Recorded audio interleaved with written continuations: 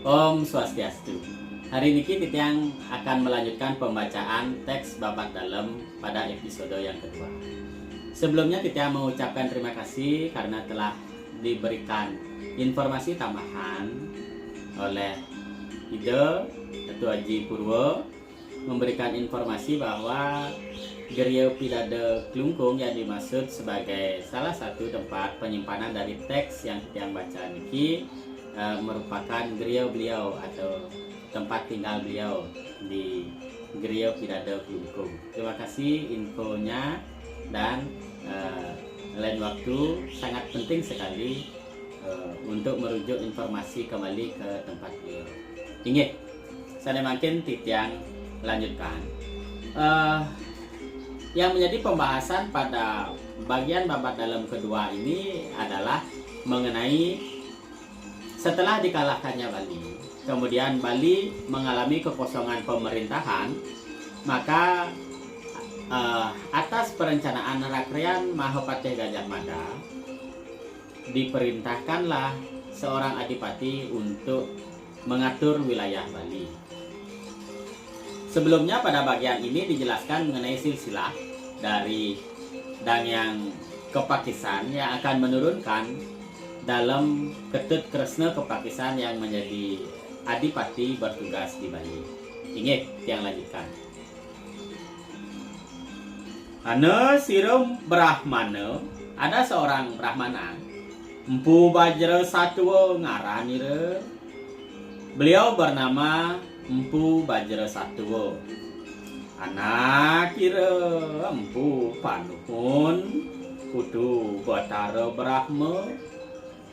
Nah, di sini ada sebuah versi menurut teks ini, kalau kita yang terjemahkan, anak kira Empu Panuhun berarti beliau Empu Bajra Satwa adalah anak dari Empu Panuhun.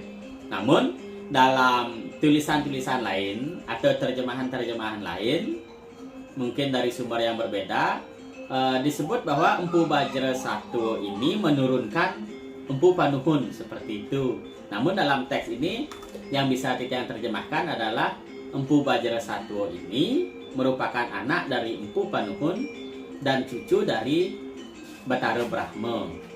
Nah, mungkin informasi ini menjadi hal penting yang harus dijelaskan nanti apabila ada informasi tambahan dari yang menonton konten ini. Silahkan ditambahkan karena Titiang sangat memerlukan informasi-informasi tambahan.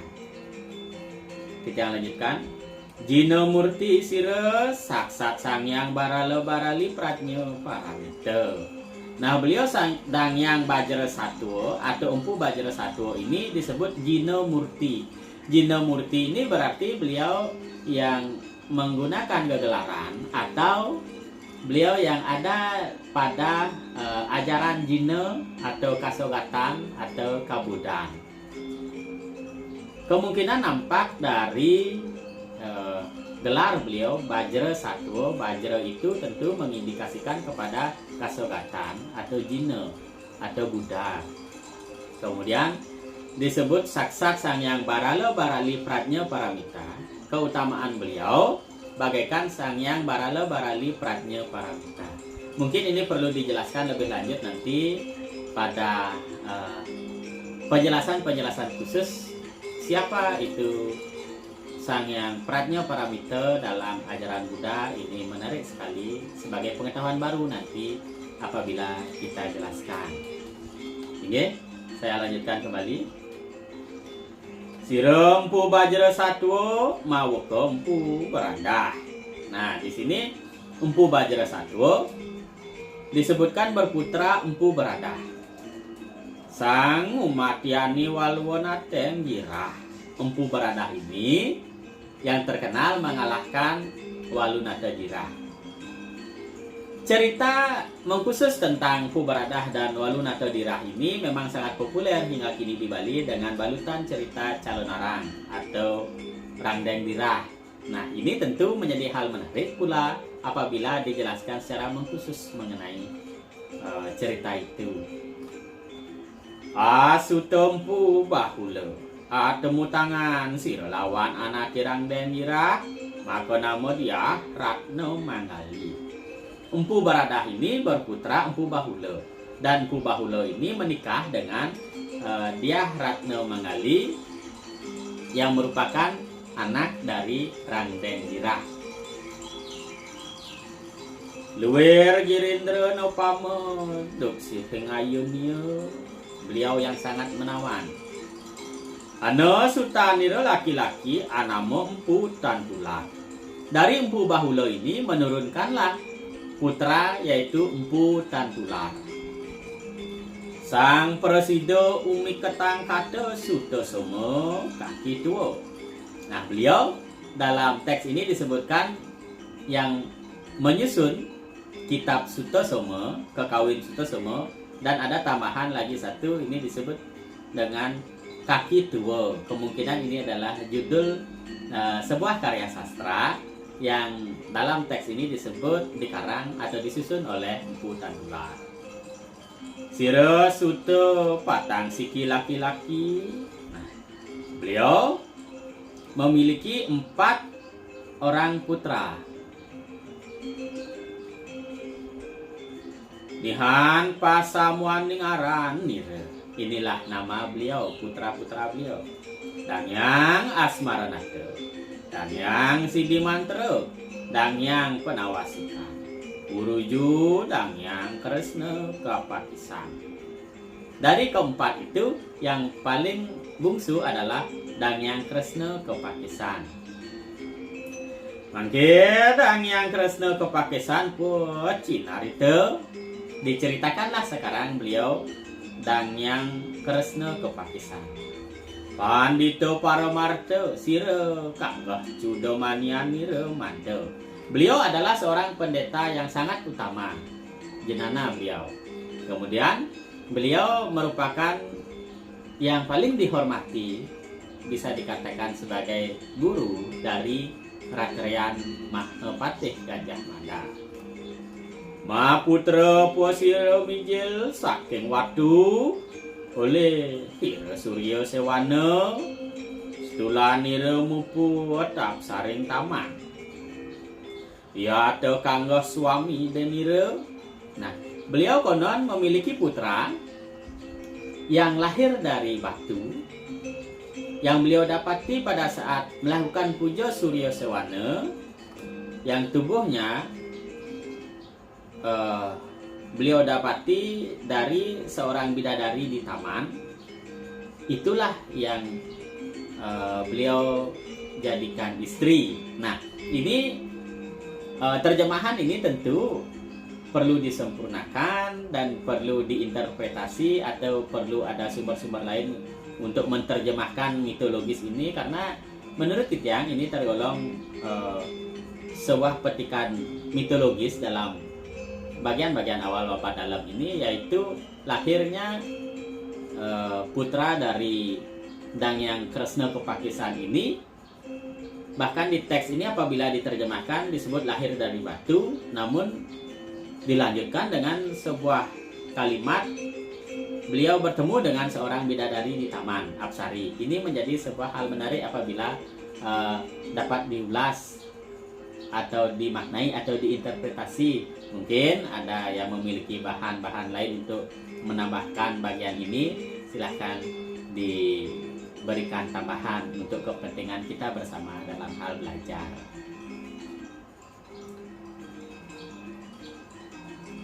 Putra sira patang siki kakung 3 steri sawiji. Yata tinur deromada anyakra dala. Nah, beliau Dangyang Kresna Kapakisan ini memiliki 4 putra, 4 laki-laki, 3 laki-laki dan seorang wanita. Itulah yang dimohonkan oleh Mahapatih Gajah Mada untuk menguasai wilayah-wilayah yang baru saja dikalahkan oleh Majapahit.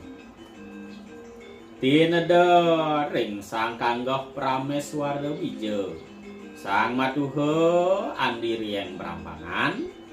Nah, inilah yang dijadikan adipati pada wilayah-wilayah di samping wilayah pusat Majapahit yang baru dikalahkan oleh Majapahit, diantaranya yang tertua menjadi adipati di wilayah Brambangan.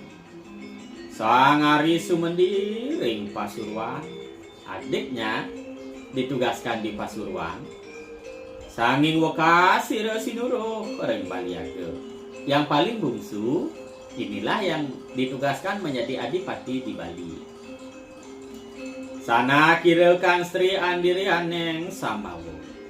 Kemudian saudara beliau yang wanita itu menjadi adipati di wilayah Sembawa. Mangke carita sanganeng Baliage. Sekarang diceritakan beliau yang telah ditugaskan bertahta di Bali. Kinadian Wang Sakti genceng-genceng denire mande. Nah, kata genceng-genceng di sini belum dapat Titiang artikan secara penuh. Dalam teks ini ditulis dengan genceng-genceng dalam teks aslinya. Kemungkinan ini baru tafsiran Titiang yang disebut genceng-genceng itu adalah orang yang diandalkan oleh Mahapatih Gajah Mada. Karena kita tahu di luar wilayah kekuasaan Majapahit secara inti, Bali ini adalah wilayah luar yang terdekat dengan Majapahit di sebelah timur kekuasaan Majapahit. Tarpana punyani kasusilan, uyakti yanari yano wisnuatmake. Beliau yang menjadi adipati di Bali, punyani kasusilan ini Titiang tafsirkan sebagai diberikan tata cara sebagaimana tata cara yang berlaku di Majapahit, diperumpamakan bagaikan Sang Yang Wisnu yang turun ke dunia untuk memerintah. Sakem yumandeling teri raja wus makana caritanan Sri Maharaja Kepakisan Kang Sumengken Bali. Dan kemudian selanjutnya beliau Sri Maharaja Kepakisan yang ditugaskan menjadi adipati di Bali.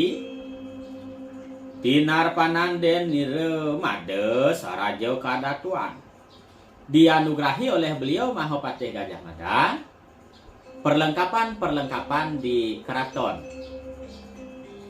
Muang busana kadipatian dan busana kebesaran dalam menjalani tugas sebagai adipati. Tinar Pananden Nire Made sakat gesi Gajah Dungkul dan pusaka bernama Gajah Dungkul. Sregep Tanangsal siniwi dening Arya Kanuruhan. Dan beliau selama menjadi adipati pada saat ditugaskan ke Bali dibantu dalam proses pemerintahan oleh para Arya, para wangsa kesatria, itu disebut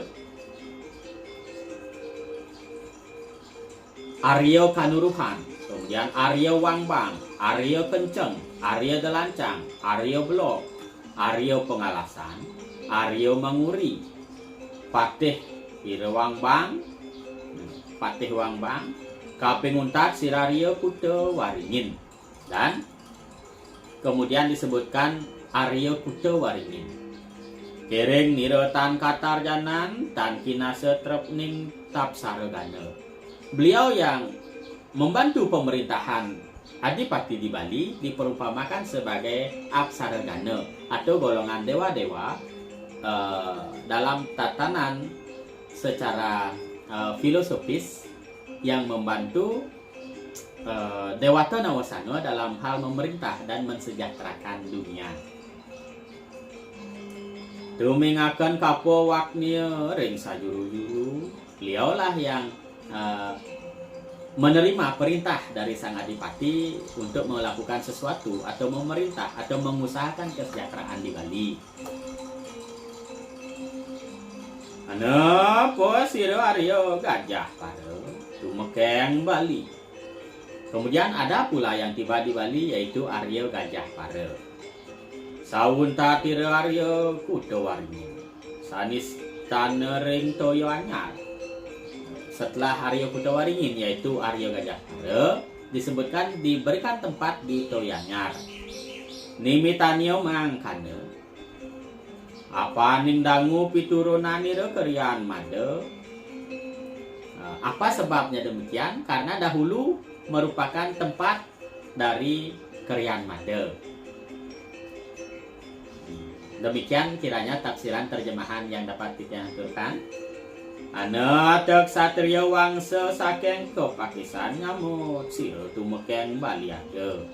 Setelah itu adalah seorang kesatria yang berasal dari wangsa Kepakisan yang menyusul datang ke Bali untuk mendampingi dari Sri Adipati Bali saat memerintah.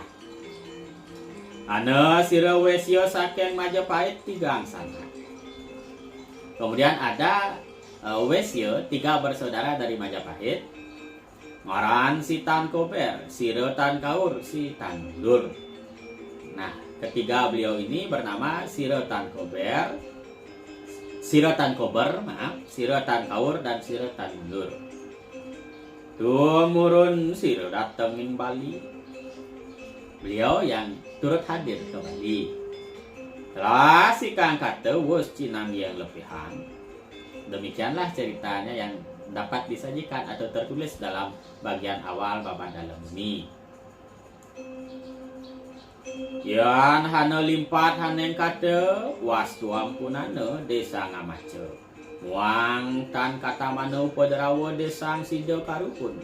Namostu jaga ditaya parisuda ya. Tan kasempal kasempil tekeng sentana perati sentana. Moga langgeng sinewa siewo ring bumi.